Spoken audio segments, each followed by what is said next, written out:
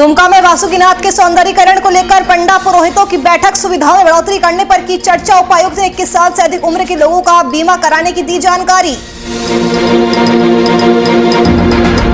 रांची में विधानसभा घेराव के दौरान बीजेपी नेताओं पर लाठीचार्ज। भाजपाइयों ने काला बिल्ला लगाकर हेमंत सरकार का किया विरोध। सरकार से नमाज कक्ष का फैसला वापस लेने की मांग। मुजफ्फरपुर में कांग्रेस पार्टी के कार्यकर्ताओं ने दिया धरना। 4 सूत्रीय मांगों को लेकर प्रदर्शन। मांग पूरी न होने पर आगे आंदोलन जारी रखने की दी चेतावनी।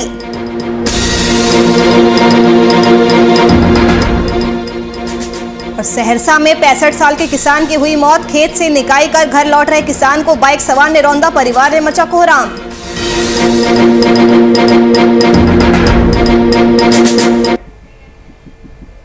नमस्कार, स्वागत है आपका बिहार झारखंड के बुलेटिन में। मैं हूं आपके साथ नुपुर सक्सेना। मुजफ्फरपुर में आरजेडी प्रदेश कार्यालय में आरजेडी अल्पसंख्यक प्रकोष्ठ की बैठक प्रदेश अध्यक्ष खालिद की अध्यक्षता में संपन्न हुई। बैठक में आरजेडी अल्पसंख्यक प्रकोष्ठ बिहार प्रदेश की कोर कमेटी का गठन किया गया, जिसमें महानगर आरजेडी अल्पसंख्यक प्रकोष्ठ के अध्यक्ष पाले खान को आरजेडी अल्पसंख्यक प्रकोष्ठ बिहार प्रदेश के कोर कमेटी का सदस्य बनाया गया। वहीं महानगर आरजेडी अल्पसंख्यक प्रकोष्ठ के अध्यक्ष पाले खान ने कहा कि जो जिम्मेदारी प्रदेश अध्यक्ष द्वारा और पार्टी के द्वारा मुझे दी गई है, उसे मैं पूरी जिम्मेदारी के साथ निभाऊंगा।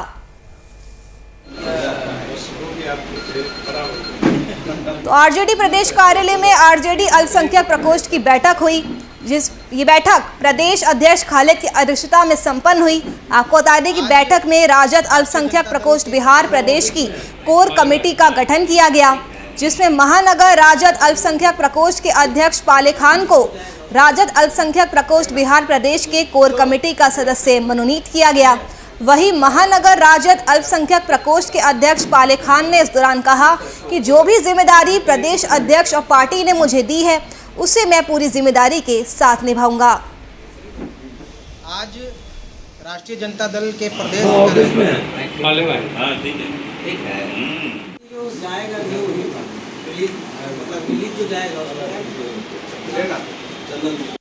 आज राष्ट्रीय जनता दल के प्रदेश कार्यालय पटना में राष्ट्रीय जनता दल अल्पसंख्यक प्रकोष्ठ की एक बैठक हमारे प्रदेश अध्यक्ष माननीय प्रोफेसर खालिद साहब की अध्यक्षता में हुई है, जिसमें आज बिहार प्रदेश अल्पसंख्यक प्रकोष्ठ के कोर कमेटी का गठन किया गया है, जिसमें मुझे कोर कमेटी का सदस्य मनोनीत किया गया है। मैं तहे दिल से अपने प्रदेश अध्यक्ष प्रोफेसर खालिद साहब का, हमारे राष्ट्रीय जनता दल के प्रदेश अध्यक्ष श्री जगदानंद प्रसाद सिंह जी का और हमारे नेता प्रतिपक्ष श्री तेजस्वी यादव जी का मैं तहे दिल से शुक्रिया अदा करता हूँ।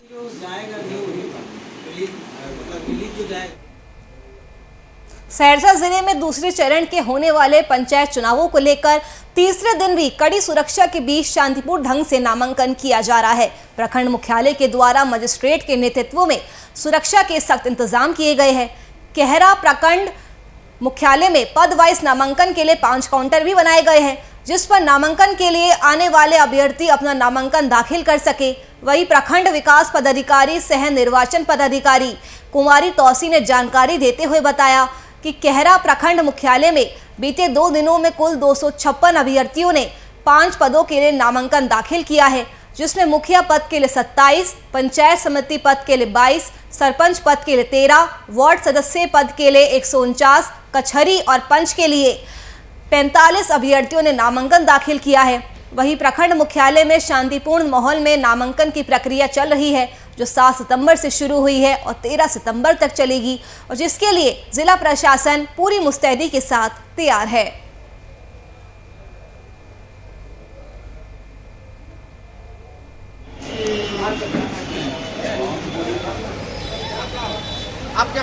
तो पंचायत चुनाव को लेकर तीसरे दिन भी सख्त सुरक्षा देखने को मिली है। आपको बता दें कि सहरसा जिले में दूसरे चरण के होने वाले पंचायत चुनाव को लेकर नामांकन की प्रक्रिया शांतिपूर्ण माहौल में जारी है। प्रखंड मुख्यालय के द्वार पर मजिस्ट्रेट के नेतृत्व में सुरक्षा का सख्त इंतजाम देखने को मिल रहा है। कहरा प्रखंड मुख्यालय में पद वाइज नामांकन के लिए 5 काउंटर भी बनाए गए हैं, जिस पर नामांकन के लिए आने वाले अभ्यर्थी अपना नामांकन दाखिल कर सकेंगे। तो वही प्रखंड विकास पदाधिकारी सह निर्वाचन पदाधिकारी कुमारी तौसी ने बताया है कि कहरा प्रखंड मुख्यालय में बीते 2 दिनों में कुल 256 अभ्यर्थियों ने 5 पदों के लिए नामांकन दाखिल किया है, जिसमें मुखिया पद के लिए 27, पंचायत समिति पद के लिए 22, सरपंच पद के लिए 13, वार्ड सदस्य पद के लिए 149, कचहरी पंच के लिए 45 अभ्यर्थियों ने नामांकन दाखिल किया है। तो वही प्रखंड मुख्यालय में शांतिपूर्ण ढंग से नामांकन की प्रक्रिया चल रही है। बताते चले कि नामांकन की प्रक्रिया 7 सितंबर से शुरू हुई है और 13 सितंबर को खत्म हो जाएगी और इस नामांकन प्रक्रिया के लिए जिला प्रशासन ने भी अपनी पूरी तैयारियां कर ली है।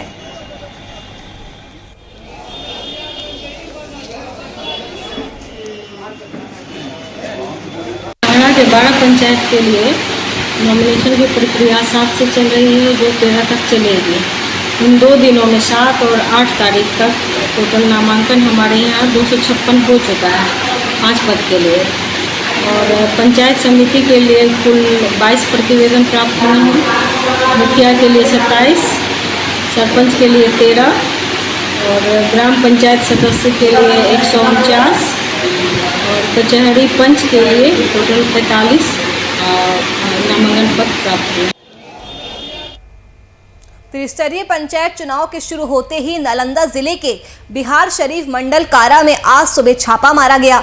इस दौरान जेल से कोई भी आपत्तिजनक सामान बरामद नहीं किया गया। बताया जा रहा है कि डीएम और एसपी के निर्देश पर डीएसपी डॉक्टर शिबली नोमानी ने बिहार शरीफ मंडल कारा में छापेमारी की। करीब 2 घंटे तक चली ये छापेमारी में कोई भी आपत्तिजनक सामान नहीं मिला है।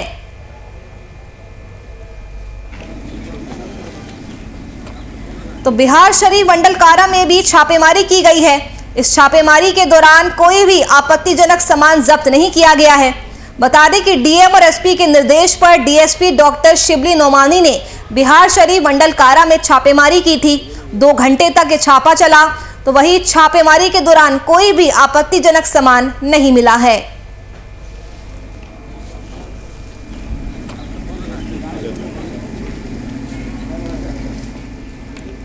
तो त्रिस्तरीय पंचायत चुनाव के शुरू होते ही नालंदा जिले के बिहार शरीफ मंडल कारा में आज सुबह छापेमारी की गई। इस दौरान जेल से कोई भी आपत्तिजनक वस्तु नहीं मिली है। डीएम और एसपी के निर्देश पर डीएसपी डॉक्टर शिबली नोमानी ने बिहार शरीफ मंडल कारा में छापेमारी की। बता दें कि करीब 2 घंटे तक इस छापेमार कार्रवाई चली। वही छापेमारी के दौरान कोई भी आपत्तिजनक वस्तु नहीं मिली है।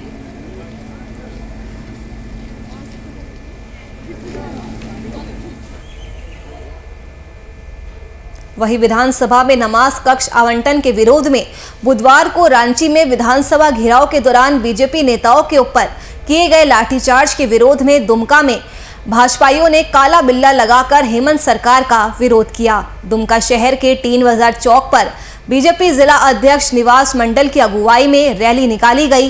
विधानसभा भवन में नमाज के लिए कक्ष आवंटित करने के फैसले के वापस लेने की मांग की गई। इस मौके पर कहा गया कि सरकार की तुष्टीकरण की नीति नहीं चलने दी जाएगी। वहीं पुलिस द्वारा किए गए लाठीचार्ज की घोर निंदा करते हुए कहा कि झारखंड की पुलिस झामुमो कार्यकर्ता के रूप में काम कर रही है। बंद करो, बंद करो, बंद करो।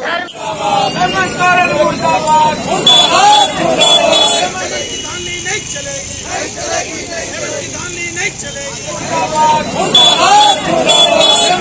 लोकतंत्र की हत्या करना बंद करो, बंद करो, बंद करो। धर्म की राजनीति बंद करो, बंद करो। ज्यादा आक्रोश देखने को मिल रहा है। लाठीचार्ज के विरोध में प्रदर्शन किया जा रहा है।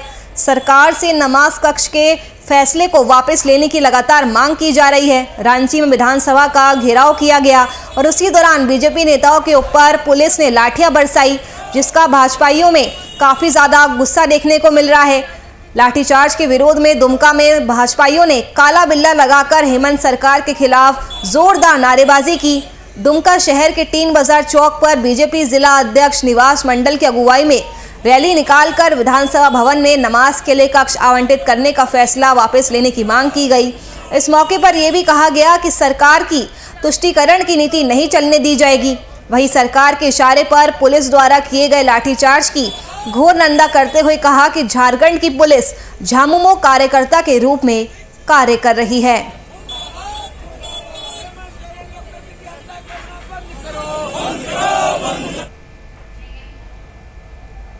मुजफ्फरपुर जिले में बाढ़ग्रस्त क्षेत्र घोषित करने के साथ 4 सूत्रीय मांगों के समर्थन में कम्युनिस्ट पार्टी के कार्यकर्ताओं के द्वारा कलेक्ट्रेट स्थित धरना स्थल पर 1 दिवसीय धरना आयोजित किया गया। धरने को संबोधित करते हुए पार्टी के प्रवक्ता रुदल राम ने कहा कि पिछले 4 महीने से लगातार अतिवृष्टि के कारण जिले में बाढ़ जैसी स्थिति उत्पन्न हो गई है, जिससे ग्रामीण क्षेत्र के प्रभावित लोगों का रोजी रोजगार संकट में पड़ चुका है। किसानों की फसलें बर्बाद हो रही है, जिस पर कोई कार्रवाई नहीं हो सकी है। बाढ़ में गरीब और आम लोगों को राहत कार्यों पर विशेष व्यवस्था करनी चाहिए। 4 सूत्रीय मांगे यदि हमारी नहीं मांगी जाती है तो आगे भी चरणबद्ध आंदोलन जारी रहेगा। इनकलाब जिंदाबाद, घोषित करना होगा, किसानों पे हमला बंद करो, इनकलाब जिंदाबाद, इनकलाब जिंदाबाद। कम्युनिस्ट पार्टी के कार्यकर्ताओं ने धरना प्रदर्शन किया है। 4 सूत्रीय मांगों को लेकर ये धरना प्रदर्शन किया गया है। आपको बता दें कि मुजफ्फरपुर जिले में बाढ़ग्रस्त क्षेत्र घोषित करने के साथ 4 सूत्रीय मांगों के समर्थन में कम्युनिस्ट पार्टी के कार्यकर्ताओं ने ये धरना प्रदर्शन किया है। 1 दिवसीय धरना प्रदर्शन आयोजित किया गया। धरने को संबोधित करते हुए पार्टी के प्रवक्ता रुदल राम ने कहा कि पिछले 4 महीने से लगातार अतिवृष्टि के कारण जिले में बाढ़ जैसे हालात हो गए हैं, जिससे ग्रामीण क्षेत्र के प्रभावित लोगों का रोजी रोजगार संकट में पड़ चुका है। किसानों की फसलें तबाह हो गई है, जिस पर कोई कार्रवाई नहीं हो सकी है। बाढ़ में गरीब और आम लोगों को राहत कार्यों पर विशेष इंतजाम करने चाहिए और ऐसे ही मुद्दों को लेकर यदि हमारी मांगे पूरी नहीं होती है तो आगे भी आंदोलन चरणबद्ध तरीके से जारी रहेगा।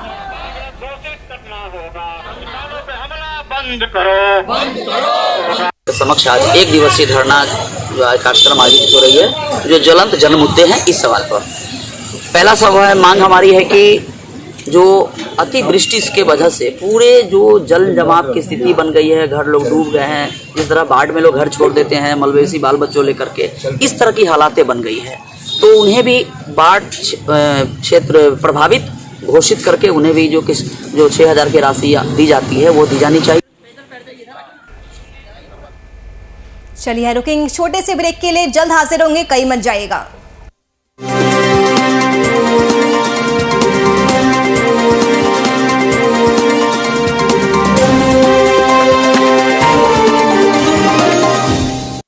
Hindi news channel VIP news के भोपाल स्थित कार्यालय में निम्न पदों की भर्ती हेतु कर्मचारियों की आवश्यकता है। पद संपादक, उप संपादक, प्रबंध संपादक, मुख्य कार्यपालन अधिकारी, प्रशासनिक अधिकारी, स्टेट मार्केटिंग मैनेजर एवं सदस्य, copy editor, video editor, input team, output team, anchor, technical staff, MCR, PCR operator, कार्यालय सहायक, चालक, ओविवेन चालक एवं इंजीनियर, ऑफिस गार्ड। आवेदन करने के लिए संपर्क करें डॉक्टर शिशिर उपाध्याय, मोबाइल नंबर 9109169910, पता D9 गीतांजलि कॉम्प्लेक्स, माता मंदिर, PNT चौराहे के पास, भोपाल, मध्य प्रदेश।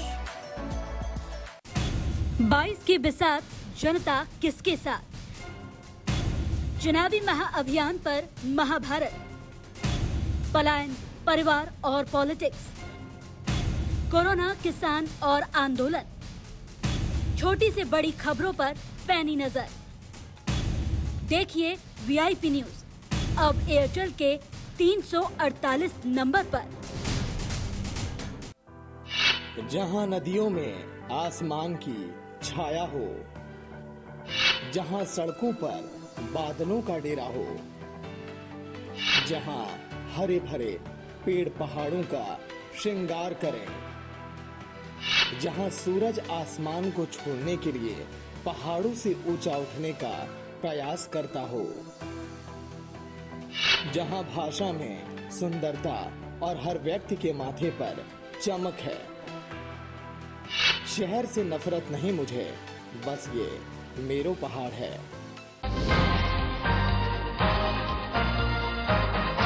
हर खबर में राष्ट्रवाद की लहर, सच्चाई और भरोसा हमारा हथियार, पहचान पुरानी, अंदाज तूफानी, नए कलेवर और नए तेवर में।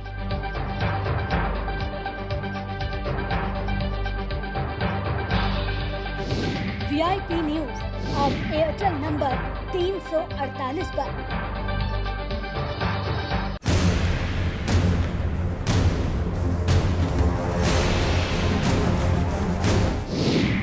वीआईपी पर खबरें बड़ी और खास होगी। असल वजहों की वीआईपी को तलाश होगी। खुलेंगी पड़ते जहन में बैठे हर सवाल की। हर एक छोटे से बड़े मुद्दे पर बात होगी। हर वो जवाब जो है आपके लिए अहम। जानना है हमारी जिम्मेदारी।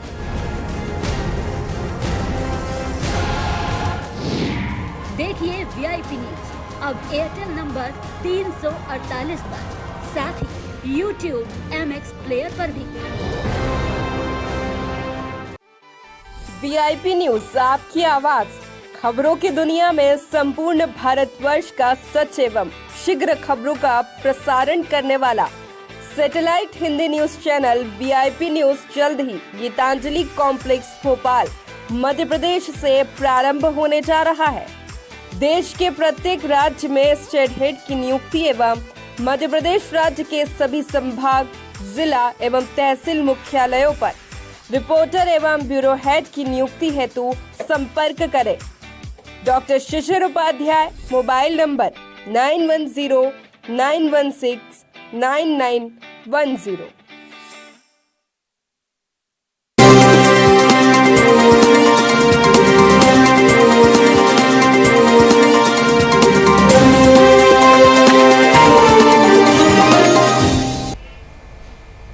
ब्रेक के बाद आपका एक बार फिर से स्वागत है। चलिए बढ़ते हैं आगे। अररिया में बिहार लोकल बॉडीज कर्मचारी संयुक्त मोर्चा संघ और बिहार राज्य स्थानीय निकाय कर्मचारी महासंघ के आह्वान पर फारबिसगंज नगर परिषद के कर्मचारी 12 सूत्रीय मांगों को लेकर कामकाज ठप कर अनिश्चितकालीन हड़ताल पर है। नगर परिषद के कर्मचारी भी 12 सूत्रीय मांगों को लेकर नगर परिषद कार्यालय का कामकाज बंद कर हड़ताल पर बैठे रहे। इस मौके पर कर्मियों द्वारा जमकर विरोध प्रदर्शन भी किया गया। वही हड़ताल पर बैठे कर्मियों ने बताया कि साफ सफाई के काम में लगाए गए आउटसोर्स के कर्मियों को हटाया जाए और नगर परिषद के स्थायी सफाई कर्मियों को नियमित किया जाए। यदि हमारी मांगों को नहीं माना जाता है तो शहर में साफ सफाई का काम संभाल रहे सफाई कर्मी अपनी मांगों को लेकर साफ सफाई का काम ठप कर देंगे। इसके अलावा ये भी बताया गया कि 12 सूत्रीय मांगों को लेकर हम लोग लगातार हड़ताल पर बैठे हैं। जब तक हमारी मांगों को सुना नहीं जाता तब तक यह हड़ताल जारी रहेगी।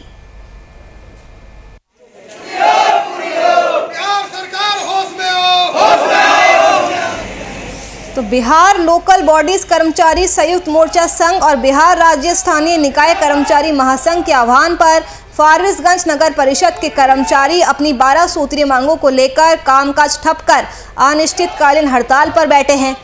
नगर परिषद फारबिसगंज के कर्मचारी भी 12 सूत्रीय मांगों को लेकर नगर परिषद कार्यालय का कामकाज बंद कर हड़ताल पर बैठे रहे। कर्मचारियों में काफी ज्यादा आक्रोश देखने को मिला है। वहीं कर्मचारियों द्वारा जमकर विरोध प्रदर्शन किया गया। हड़ताल पर बैठे कर्मचारियों ने बताया कि साफ सफाई के कार्य में लगाए गए आउटसोर्स के कर्मियों को हटाया जाए और नगर परिषद के स्थायी सफाई कर्मियों को नियमित किया जाए और यदि हमारी मांगों को माना नहीं जाता है तो शहर में साफ सफाई का काम कर रहे सफाई कर्मी अपनी मांगों को लेकर साफ सफाई का काम करना बंद कर देंगे। इसके अलावा ये भी जानकारी दी गई कि 12 सूत्रीय विभिन्न मांगों को लेकर हम लोग लगातार हड़ताल पर बैठे हैं और अगर हमारी मांगों को नहीं सुना जाता है तो आगे भी ये हड़ताल यूं ही जारी रहेगी।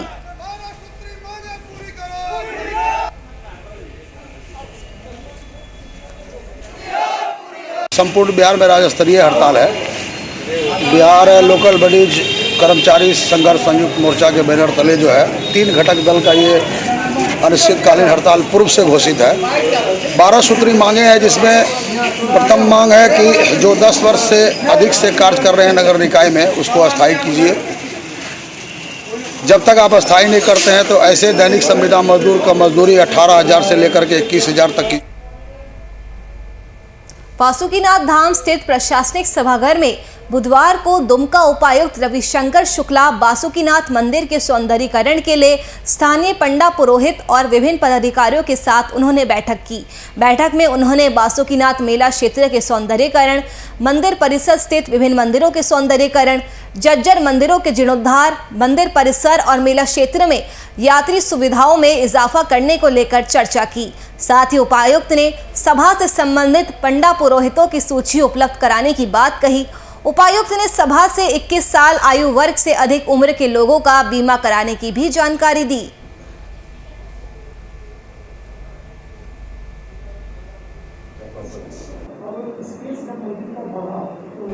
तो उपायुक्त ने पंडा पुरोहित और विभिन्न पदाधिकारियों की बैठक ली है। आपको बता दें, इस बैठक में उपायुक्त ने बासुकीनाथ मेला क्षेत्र के सौंदर्यीकरण, मंदिर परिसर स्थित मंदिरों के सौंदर्यीकरण, जज्जर मंदिरों के जीर्णोद्धार, मंदिर परिसर और मेला क्षेत्र में यात्री सुविधाओं में बढ़ोतरी करने को लेकर चर्चा की। इसके अलावा उपायुक्त ने बासुकीनाथ धाम पंडा धर्मरक्षणी सभा से निबंधित पंडा पुरोहितों की सूची उपलब्ध कराने की बात कही। उपायुक्त ने सभा से 21 साल आयु वर्ग से अधिक उम्र के लोगों का बीमा कराने की भी जानकारी दी।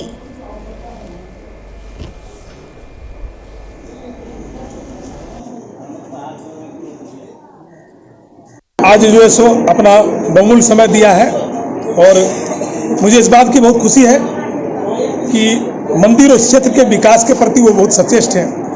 उनकी सचेष्टता मैंने उस बैठक में देखी है, क्योंकि उन्होंने हर बिंदुओं पर जो है घन विचार विमर्श किया है और सचेष्टा दिखाई है। सबसे बड़ी बात है कि यहाँ पर एक क्यू कॉम्प्लेक्स का निर्माण कराया गया है कि यात्रियों को सुविधाजनक रूप से दर्शन कराने का। क्यू कॉम्प्लेक्स अधूरा पड़ा है, सरकार के 10 करोड़ रुपये बजट उसमें बेकार फंसे हुए हैं। अगली खबर सरसा से है, जहां 65 साल का किसान धोराय महतो अपने धान के खेत से निकाई करके घर लौट रहा था और उसी दौरान बाइक सवार ने उसे रौंद डाला, जिससे बुजुर्ग किसान गंभीर रूप से घायल हो गया। वहीं इलाज के लिए सीएचसी में उसे भर्ती कराया गया, जहां इलाज के दौरान उस किसान की मौत हो गई। मौत की खबर मिलते ही परिवार में मानो कोहराम मच गया। वहीं गांव में मातम पसर गया। सूचना पर पहुंची पुलिस ने शव को कब्जे में लेकर पोस्टमार्टम के लिए अस्पताल भेज दिया है और घटना की जांच शुरू कर दी है।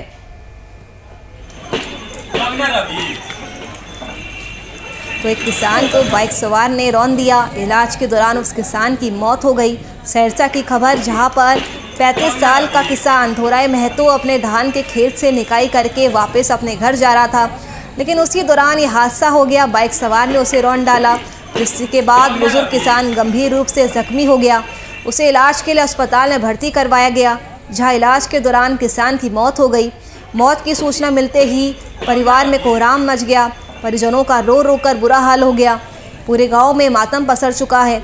सूचना पर पहुंची पुलिस ने शव को कब्जे में लेकर पोस्टमार्टम के लिए अस्पताल भेज दिया है और घटना की जांच शुरू कर दी है।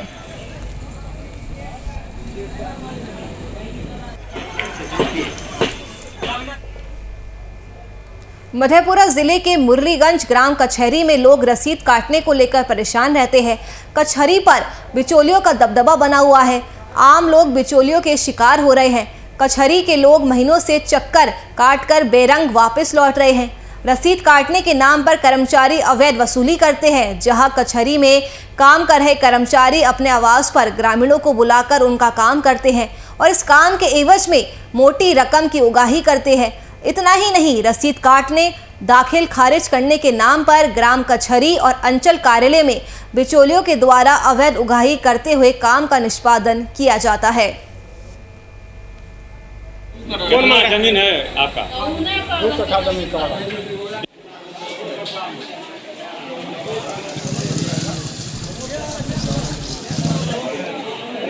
हुआ है नेट में, वहाँ से बोलता है कि कर्मचारी साहब यहाँ जाइए। यहाँ जब आते हैं तो कहता है नहीं नेट पर सुधार होगा। जब वहाँ जाते हैं तो विवेक ताला ताला मार के वहाँ बैठल रहता है। विवेक विवेक ये है विवेक विवेक है, वो ऑपरेटर है। नहीं करता, पैसा ज्यादा सर मांगता है। क्या बोले? पैसा ज्यादा मांगता है रसीद में। कितना ज्यादा मांगता है रसीद में जाते? रेंट ज्यादा मांगता है, अनाप अनाप मांगता है। क्या नाम है उसका? उसका नाम है अमित लाल दास। अमित लाल दास वही रसीद काटता है। चलिए फिलहाल के लिए इस बुलेटिन में मेरे साथ बस इतना ही। देश और दुनिया की तमाम खबरों के लिए आप बने रहिए हमारे साथ। नमस्कार।